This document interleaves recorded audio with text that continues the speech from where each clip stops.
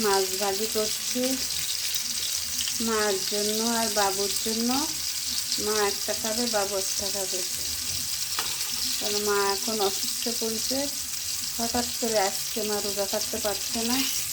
এই জন্য এই দুপুরবেলা মা একটা খাবে, বাবু একটা খাবে। আর একটু পরে তরকারি রান্না করব।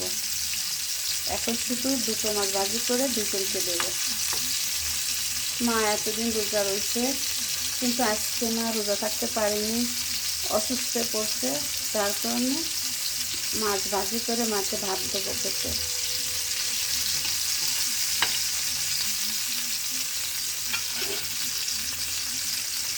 মাছটা ভাজি করে পেঁয়াজ দিয়ে ভুনা করে দেবো। মাছ ভাজি করা হলো, চুলা বন্ধ করে দেবো। মাছটা ভাজি করে এখন পেঁয়াজ ভাজি করে ভুনা করবো। করছি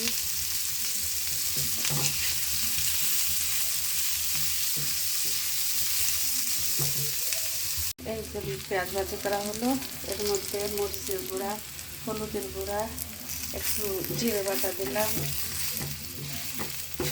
সব কিছু দিয়েছি।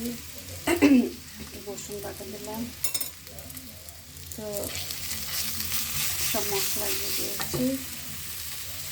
একটু হালকা পানি দিয়ে দেবো।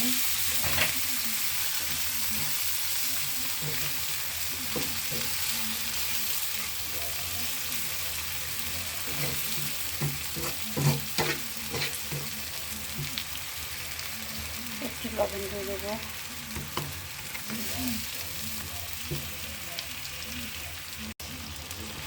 মাছটা দিয়ে দিলাম, মাছটা দিয়েছি। ভুনা করা হয়ে গেল, এবং চুলা বন্ধ করে দেবো। এখন মাকে দেবো, বাবুকে দেবো ভাত দিয়ে। ওরা এখন এটা খাবে, আর একটু পরে তরকারি রান্না করবো। সবাই ভালো থাকবেন, বাই। এই যে মাছ ভুনা করেছি, এখন বাবুকে ভাত দেব। মাছ ভুনা, টমেটো, শসা, কাঁচামরিচ।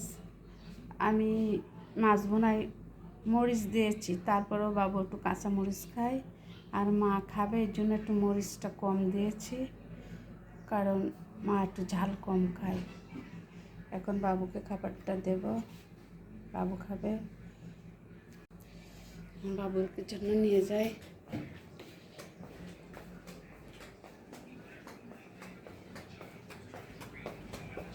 এ বাবু, ভাত নিয়ে আসছি, নাও।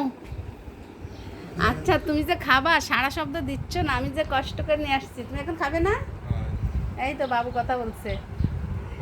এই যে বাবুর প্লেট, বাবু আজকে বিছানায় খাবে।